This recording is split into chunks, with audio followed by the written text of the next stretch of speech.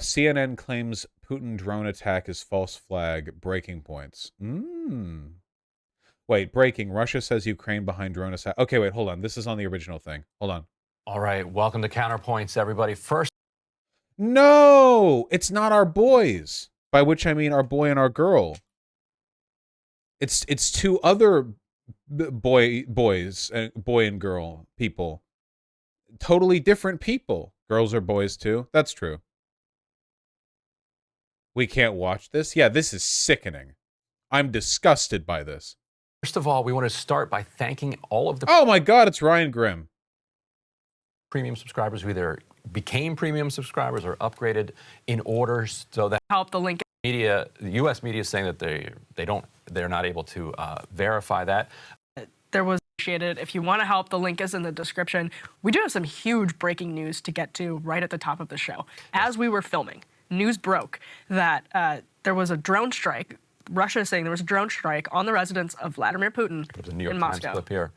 So, right, so the most extreme Russian claim being made here is that Ryan Grimm has some mixed tapes, but The Intercept still has a lot of good reporting regardless. Yeah. The Intercept does good stuff. Ryan Grimm has said things that I agree with. But keep in mind, we're talking about an Intercept writer talking about Ukraine. Now hold on now. Now think about that, all right? It's like seeing a lefty in a program and going like, "Oh man, I can't wait for them to deliver some high quality takes on a subject." And it's on the Ukraine war and it's like, "Oh, great. All right. Well, time for horseshoe hour, I guess." God help me, man. Like everything with Chomsky. Don't prematurely burn a bridge the day you get back, please God. Whoa! Wait. Are we oomfies? Oh shit. Ryan, I think you look great here, by the way. I think you're going to deliver high quality takes. And if I end up disagreeing with that point down the line, listen, okay? It's me, not you. Not you, it's me. Wait, so is the woman a right-winger? Well, she's on the right side of the desk from our perspective, so sure. that this was an attempt on Vladimir Putin's life by two Ukrainian drones that were taken down over the skies. The media, the U.S. media, is saying that they're not able to verify that. We do have a little bit of footage that has surfaced of this. We can roll that here. Unbelievable footage. And so this appears to be a drone being taken down. Now, Russia is saying that it's moving from here to ban unmanned aerial vehicles, all around Moscow. So, wait, did they not already have protected airspace around the Kremlin? You can't just fly a drone over the White House.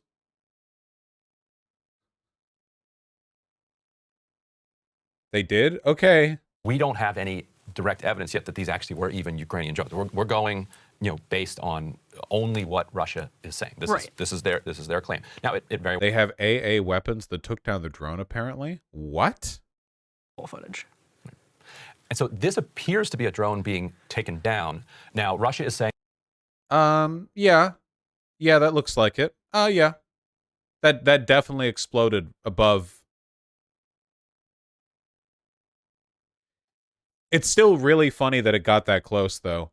Like, I don't think you could get anything hovering off the ground more than a foot within a mile of the White House. I'm pretty. If you attempted to fly a drone anywhere in D.C., I'm pretty sure that like an orbital laser cannon just starts honing in on your position immediately. You have like a little like paper airplane that you fly, and instantly the big beam of light from Akira shows up and just like the width of a city block and just narrows to directly on top of you. Saying that it's moving from here to ban unmanned aerial vehicles, all around Moscow. So we don't have any direct evidence yet that these actually were even Ukrainian drones. We're going, based on only what Russia is saying. This is their claim. Now, it very well may be the case that these were in fact Ukrainian drones, that they were in fact aiming to target the Kremlin. Would be surprising to me if they were actually trying to take out Vladimir Putin, because I don't like. Do they know exactly where he is at all hours? In any event, I would think. Okay, let's like put on our thinking caps for a second, okay? No.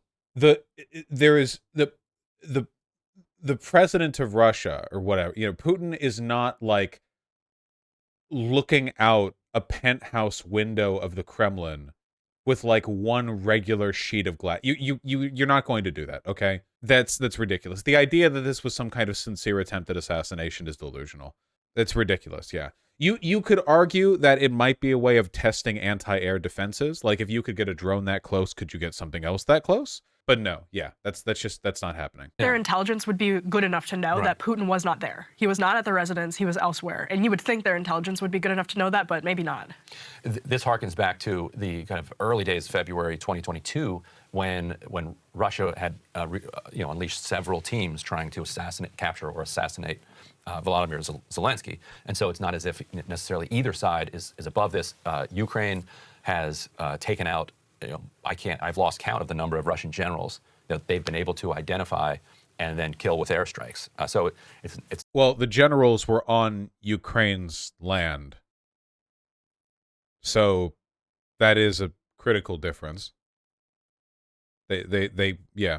Reminder that there was a good portion of the war effort during which Ukraine was so effective at blocking Russian comms and taking out their relays that they were not only hacking Russian communication channels and blasting that fucking anime weeb song on it, but they also forced like higher commanders and ranking officers of the Russian army further in the field so their comms range was close enough to order people directly on the ground, and also bringing them into artillery fire. Very, very funny to think of.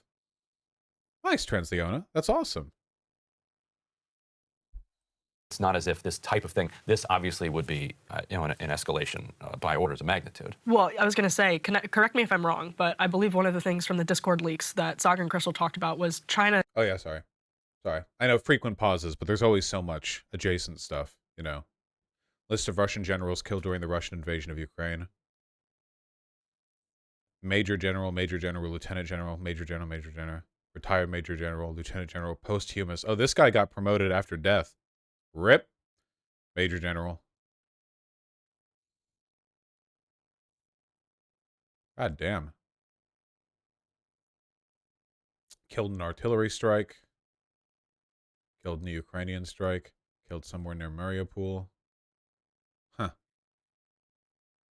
Interestingly, Russia hasn't confirmed the deaths of the generals that were killed in artillery strikes. Look at this. This one was a sniper, which was confirmed. And then this one in Mariupol, which is in Ukraine. And this one, the Ukrainian strike, not confirmed. This one had no info on his death prior to the announcement of it, apparently. This one was an artillery strike, not confirmed. And then this one was shot down in an aircraft. Telegram messaging app. Killed in a firefight. I don't know. Yeah. Just interesting. Well, it would be a sign of weakness, yeah. Is it normal for major generals to be on the ground in a war zone, or is that just a Russia thing? As I understand it, it is sort of, but usually you have your ranking officers in fortified positions that are far enough away that they're not in artillery range of the enemy. Like, you wouldn't put them on the ground if there was a reasonable chance of them being hit. The reason they were hit was because enough of Russian comms had been broken into that they were able to find their locations. They shouldn't be that close to the front lines, and their locations should not be that knowable. And then somebody said that the Czech government gave Zelensky this pistol. That's beautiful. Does anyone else feel like CZ pistols are like gorgeous? Like unreasonably gorgeous? I don't know, man. I've always wanted one, but I don't actually know how good they are. And I don't know if I should buy like 20 additional pistols. They're so nice. One of the best guns in the world. Is it? Okay.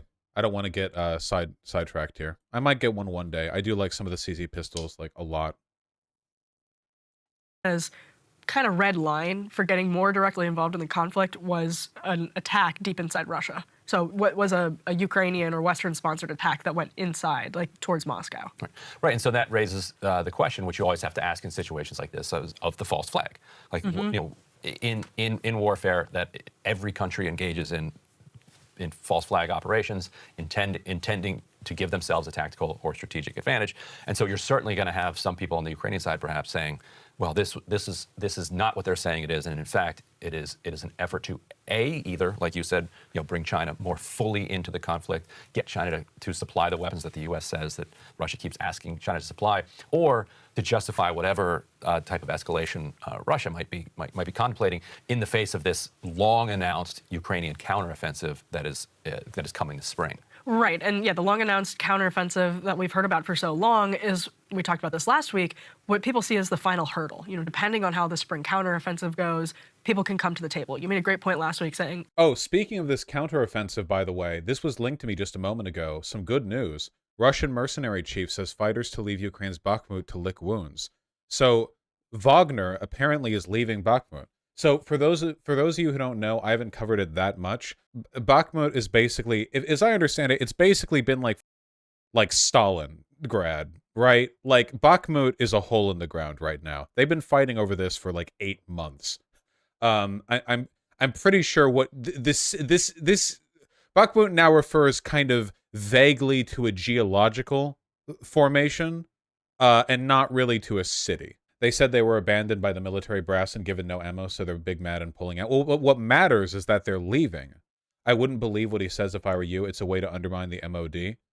Well, if that's the case, that's infighting, right? I mean, there's no world in which this is bad news. Either Wagner is legitimately beaten and they're moving out of Bakhmut and giving Ukraine ground, or this is some kind of posturing thing with the Russian government, in which case infighting is good because, that's good. Both are a W, yeah. Mass Russian evacuations from the south of Ukraine near Crimea, too. Shit's going to be heating up. Oh, shit. Occupation authorities announced evacuation from 18 settlements in the Zaporizhia region, including I'm not reading all that. Holy shit. Unless it's to clear the way for nukes. I wouldn't worry about that just yet. That's all of these, right? Yeah, that's all of these. All these regions right here. Oh, man. Oh, man. If they're clearing people to evacuate here, if they cut off, if they separate the Crimea and the Donbass Russian fronts and get to the water, that's huge. Well, hey, we'll see how it goes, right? That's the anticipated place for the counteroffensive. Yeah, that makes sense. I mean, I'm not like a military expert or anything. It seems somewhat intuitive. If they do that plus blow the bridge, Crimea is stranded. Yeah. I think it's very significant that occupation authorities would announce evacuation because that's seen as like a significant sign of weakness. Like if you order an evacuation, what you're basically saying is we can't control this location to the point that we can promise it like relative or marginal safety. Yeah, I guess we'll see how things go. I don't want to get too speculative because, again, I'm not a military expert. Here's a thread on the recent Wagner business in Bakhmut if you want to go over it. This is a graphic video of Wagner fighters killed today. Okay, well, that's not good stream content, I think. Oh, okay. I can't show the video, but this is the leader of the Wagner group who's grandstanding against the Russian government. Prigozhin shares graphic video of Wagner fighters killed with the most furious message he has yet directed personally at Shoigu and Gerasimov, asking, where are the fucking shells? Look at them, you bitches. You sit in expensive clubs. Your children make YouTube videos. You think you have the right to dispose of the Wagner fighters' lives. They came here as volunteers and died so you could gorge yourself in your offices. Okay, so he's doing like the fascism, I am a man of metal and iron. I am out here in the front. You bigwig degenerates are sitting there getting fat off of our death and misery and so on and so forth. Okay, yeah. This is like a pretty classic bit, I think. Damn, infighting. We love to see infighting. We love drama. We love messy bitches. Hey, remember internal dissidence within the Russian government and like leadership is exactly what we want to see because that's the kind of thing that leads to Putin getting ousted. well, maybe we just skip all the death and destruction and come to the table now. What's the point if you're saying that, we just want to kind of see how it goes? But this comes still before that is underway, which I think is a really interesting piece of timing information.